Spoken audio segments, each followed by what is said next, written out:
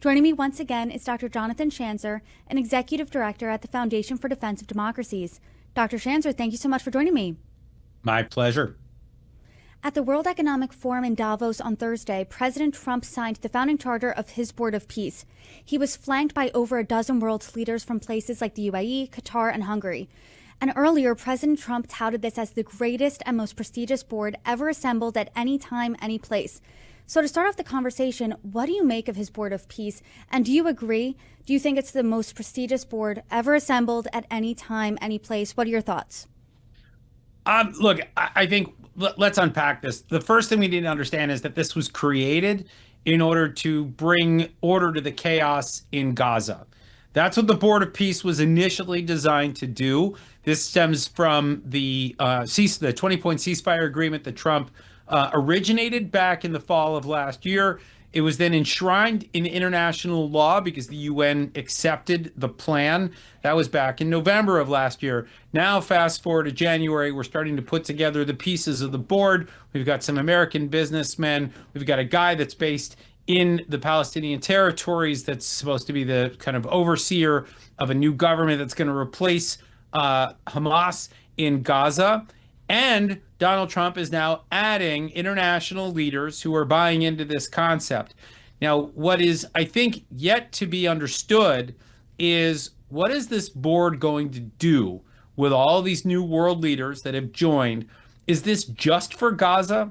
Is it for something else? Is there a wider purpose for it? Is it going to supplant the UN? Is it going to supplant NATO or the G20?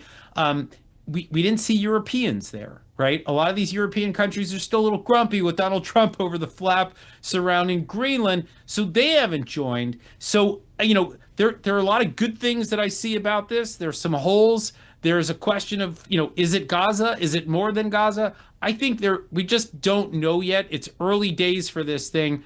It's an important start. He's created a new mechanism. He's got a lot of good buy-in from world leaders. But what we do with it is really now up to Donald Trump, who sits at the top of this board. To your first point, I think something that's important is that the original intent here was for Gaza, right? And to address that, it was phase 2 of that peace plan. But there was a lot of commotion when a charter draft, the text of that was released over the weekend. And the word Gaza did not appear in this draft once. The Board of Peace was described as an international organization that seeks to promote stability, restore dependable and lawful governance, and secure enduring peace in areas affected or threatened by conflict. What do you make of that larger scope? Well, I mean, I think, a lot remains to be seen here. A lot has been made about the purported invitation delivered to Vladimir Putin, the strongman of Russia, that if he's included in this Board of Peace, then maybe Donald Trump is trying to lure him into a solution for the Ukraine-Russia conflict. And then you've got the broadening of the aperture of this thing. And maybe that's why they didn't limit it to Gaza. They've got their eyes on other conflicts. If you heard Donald Trump talking this morning out of Davos, he was talking about 8 different conflicts that he solved and the multiple other areas where he's working to try to bring about calm or peace or a ceasefire. He's got a lot on his plate. He really does. I mean, this guy is trying to throw his arms around just about every conflict in the world right now, and more power to him. But the question is, does this board actually help him solve some of these conflicts? I don't know. There's a lot of debate right now about, should Vladimir Putin be involved in anything that's a U.S.-led initiative, given how often he tries to tear down American-led initiatives. People see this as a potential threat or an undermining of NATO. Of course, that's the military alliance that is designed to counter, Russian influence and Russian inroads.